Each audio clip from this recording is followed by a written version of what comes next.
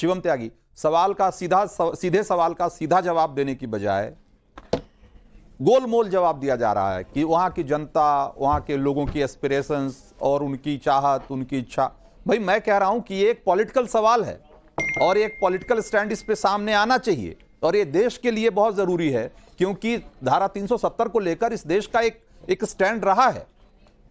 और भाई जब वो सवाल आज फिर से उठने लगा है तो आपको बताना पड़ेगा कि आप किस तरफ हैं, आप इस तरफ हैं कि उस तरफ हैं।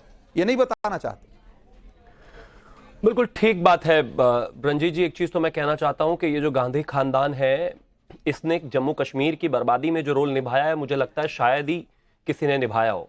जिस तरीके से राहुल गांधी रात को 11 बजे लाल चौक पर आइसक्रीम खा रहे हैं, आशा करता हूं कि ये तस्वीरें इसी तरीके से बनी रहेंगी, क्योंकि जम्मू कश्मीर की बर्बादी में पर्टिकुलरली इस खानदान का जो हिस्सा है वो किसी का नहीं है। एग्जाम्पल, 1987 में जब रिगिंग हुई थी, 1987 में जब जम्मू एंड कश्मीर में चुनाव हुए थे और वहां पर चुनाव में रिगिंग का आरोप लगा था, धोखाधड़ी का आरोप लगा था, 80% से ज्यादा वोटिंग हुई थी और मुस्लिम यूनाइटेड फ्रंट की तरफ से सलाउद्दीन, जो बाद में मुजाहिदीन का जो है आतंकवादी संगठन का मुखिया बना, वो वहां पर चुनाव लड़ा था सारे फ्रंटल्स को इकट्ठा करके नेशनल कॉन्फ्रेंस के सामने।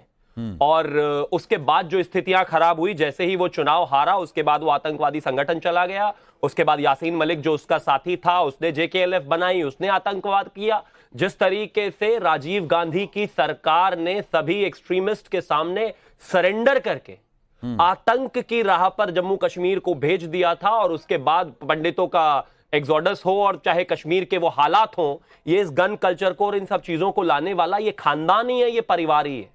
मैं आशा करता हूं कि उनका एक और वारिस आज जम्मू कश्मीर में पहुंचा है, और उस जम्मू कश्मीर में पहुंचा है जहां पर तस्वीरें बेहतर हैं, जहां पर लाल चौक पर तिरंगा है, जहां पर कोई एक्सट्रीमिज्म नहीं है, जहां पर कोई गन कल्चर नहीं है, जहां पर वो 11 बजे आराम से बैठकर आइसक्रीम खा सकता है, क्योंकि उनके पिताजी ने जो कश्मीर में बनाया था और जो दिल्ली ने सरेंडर किया था श्रीनगर के सामने, वह वैसी स्थिति नहीं है। दिल्ली में एक ऐसे प्रधानमंत्री है जिन्होंने उस जम्मू कश्मीर को वहीं पर वापस ला दिया जहां पर वो था। लेकिन अब इंटरेस्टिंग बात यह है कि राहुल गांधी क्या चाहते हैं और क्या करने की उम्मीद रखते हैं और क्या फिराक में है। विषय बहुत साफ है, वो आज भी वही चाहते हैं जो उनके पिताजी चाहते थे। एग्जाम्पल, नेशनल कॉन्फ्रेंस का ऑफिशियल स्टैंड ये है कि हम 370 की बहाली के लिए काम करेंगे। अगर कांग्रेस का उनके साथ फिर से जो है गठबंधन होता है तो जाहिर बात है कांग्रेस का स्टैंड क्लियर है कि वो भी 370 को जो है फिर से वापस लाने में उनके साथ है, मदद करेंगे। पाकिस्तान से बातचीत के लिए नेशनल कॉन्फ्रेंस ने कहा है अपने मैनिफेस्टो में कि हम उनसे बातचीत स्थापित करेंगे। अब जम्मू कश्मीर कोई अलग से कोई देश तो है नहीं, हिंदुस्तान का हिस्सा है, तो अब पता नहीं वो राज्य से देश कैसे बात करेगा, भगवान ही जाने। पहले तो गन कल्चर में ही आदान प्रदान होता रहा है, देश ने तो कभी किया नहीं है। अब इससे आगे आते हैं। मैं एक चीज और कहना चाहता हूं, जम्मू कश्मीर की जो गाथा है और उनका जो आइसक्रीम खाने की गाथा है, वो सिर्फ इतनी ही नहीं है। सिर्फ राहुल गांधी वहां पर आइसक्रीम खा रहे हैं, वो इतनी छोटी सी बात नहीं है। मैं आपको एग्जाम्पल देता हूं। 2019 से पहले 1619 के बीच में जो है 3 साल में अप्रोक्सीमेटली सेना, पुलिस और सिविलियंस की जो आपस में लड़ाई झगड़े होते थे या मुठभेड़ होती थी, उसमें 124 लोग मरे थे। पिछले 4 साल से एक आदमी नहीं मरा है, एक सिविलियन की जान नहीं गई है। एक वो कश्मीर हमने बनाकर इनको दिया है। अगर मैं इससे बात करूं, आजादी के बाद से जब तक 370 हटा है, जम्मू कश्मीर में सिर्फ 14,000 करोड़ रुपए का प्राइवेट इन्वेस्टमेंट आया था। रुक जाइए प्लीज, 14,000 करोड़ का। मैं आपके बीच में नहीं, साहब मैं आप ही के पास आ रहा हूं। नहीं, मुझे मौका दीजिए, मुझे मौका दीजिए। 14,000 करोड़ का प्राइवेट इन्वेस्टमेंट था जम्मू कश्मीर में आजादी से 2019 तक। आज अगर मैं मात्र 2 साल की बात करूं तो 81,122 करोड़ रुपए का प्राइवेट इन्वेस्टमेंट वहां पर है। 30 साल में जहां पर फिल्म थिएटर नहीं खुले थे, वहां पर आज जम्मू कश्मीर फिल्म पॉलिसी के तहत 50 से ज्यादा फिल्में बनी हैं और 4 थिएटर खुले हैं। अब सोच साहब तो दिल्ली आके तो फिल्म देख लेते हैं। सोच साहब तो पैसे वाले लोग हैं ना भाई, वो कांग्रेस के, लेकिन वहां की जनता को फिल्म देखने का अधिकार नहीं है, क्योंकि उनको हार्डलाइनर बने रहना है वहां पर। एक मिनट, नहीं चल सकता है, फिल्म देखने का सवाल ही नहीं है। अरे फिर क्यों सवाल है? क्यों सवाल नहीं है? बेसिक राइट है भाई, सवाल क्यों नहीं है? नहीं तो सैफुद्दीन, आप ये कह रहे हैं कि धारा 370 हटने के बाद कश्मीर में कोई बदलाव, कोई सकारात्मक बदलाव नहीं आया। एक मिनट शिवम त्यागी, वही सवाल मैं उनके पास लेके जा रहा हूं कि सैफुद्दीन सोज, क्या आप ये कह रहे हैं कि धारा 370 हटने के बाद कश्मीर में कोई सकारात्मक बदलाव नहीं आया? लोगों का जीवन बेहतर नहीं हुआ वहां? देखिए, जहां तक 19 अगस्त नहीं, सुनिए, आपकी वजह से थोड़ा हुआ है। जम्मू कश्मीर के लोग सियानी है, पॉलिटिकली बड़े बालिग हैं, उनको पता है कब क्या करना चाहिए। अब असेंबली में जब पहुंचेंगे तो नेशनल कॉन्फ्रेंस है या मेन स्ट्रीम पार्टीज हैं, उनका एक कमिटमेंट है लोगों के साथ कि जो कुछ 5 अगस्त 19 को हुआ वो हम कलअदम करेंगे। हम जमहूरी तरीके से पूरा बहस करके उसको कलअदम करेंगे। अच्छा, तो उनकी इसके बातें पहले कल यानी जब कि असेंबली में जो अल्टीमेटली लोगों के पास यानी जाना कि जो होता है। 2019 के पहले हो रहा था, 5 अगस्त 2019 के पहले हो ये रहा तो था, लाल चौक वो की भी बात तो बता रहे वहां हैं की कि जमहूरियत, आपने थोड़ा किया है। वहां के लोगों की मर्जी से ही हो रहा था। फिर इसका मतलब जो खून खराबा हो रहा था, जो विनाश था, वो सब वहां के लोगों की क्या मर्जी से चीज? हो रहा था। अगर आज देखिए, आपको देखे लोगों की मर्जी उसमें कैसे होगी। सवाल यह है कि यहाँ आतंकवाद था या दूसरी किस्म की तकलीफ थी, तो समाज में गड़बड़ था। आर्मी ने उस वक्त अच्छा काम किया, पैरा फोर्सेस ने किया, लोगों ने खुद किया। लोग चाहते हैं अमन की जिंदगी हो और उनको वोट इस्तेमाल करने की आजादी हो, और वो दिन तो आने वाला है। इसलिए एक बात है, आपने अगर हालात यहाँ ठीक करने में मदद की, आपका कोई एहसान नहीं है। आप कौन है?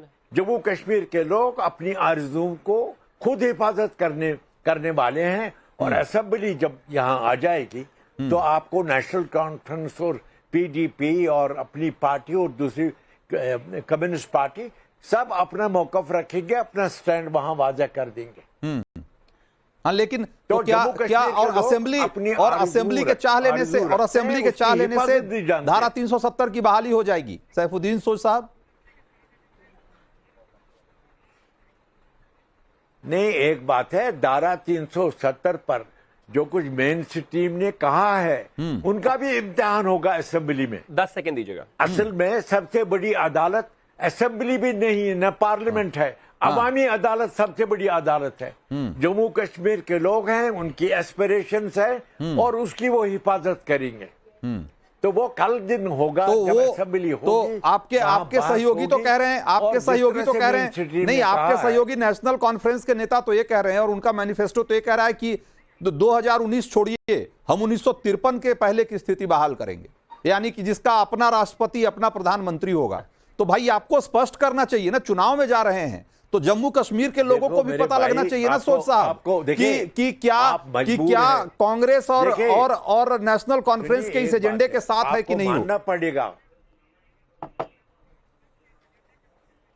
देखिए, कांग्रेस पार्टी जानती है कि वहां हम क्या मौकफ इस्तेमाल करेंगे, क्या बात करेंगे, क्या तकरीर करेंगे, लेकिन अपनी जगह बात है। नेशनल कॉन्फ्रेंस यहाँ की मेन स्ट्रीम पार्टी है, अक्सरियत उनकी है, वही हुकूमत बनाएंगे। ये तो कल का दिन साबित करेगा।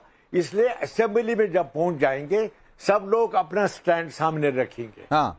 और कांग्रेस पार्टी की ये शिकायत हो सकती है। हाँ। मैं अपने आप की जिम्मेदारी लेता हूं कि आपने 5 अगस्त 19 को जो किया यकतरफा किया, आपको वो इख्तियार नहीं था।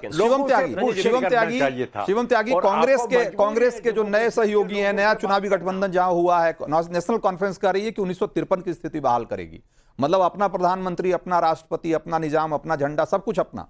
भाई ये उनकी आइडियोलॉजी है, ये उनका एजेंडा है और ये उनके नए साथी हैं कांग्रेस। जम्मू कश्मीर प्लीज सो साहब, मैं आपके बीच में नहीं, जम्मू कश्मीर में ना तो नेशनल कॉन्फ्रेंस और ना ही कांग्रेस, ये दोनों ही मिलके जम्मू कश्मीर का कभी भला कर नहीं सकते। अगर ये कुछ कर सकते हैं तो उसको बर्बाद कर सकते हैं। सिर्फ राहुल गांधी के पिताजी ने भी वही किया, उनके परनाना जी ने भी वही किया और ये भी वही करने वाले हैं। ये जो, प्लीज मुझे मौका दीजिए सैफ साहब, मैं बीच में नहीं बोला ना, समय की कमी है, 10 सेकंड।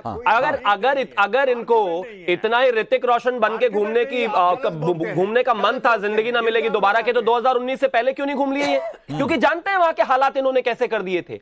हालात जम्मू कश्मीर के अगर किसी ने बदले हैं तो वो भारतीय जनता पार्टी है और आगे भी वही बदलेगी। ये सिर्फ उसको बर्बाद कर सकते हैं, पहले भी किया और एक बार लोगों की राय भी जरा इसमें अब शामिल करते हैं। हमने जो सवाल किया था उसके जवाब में आप क्या कह रहे हैं जरा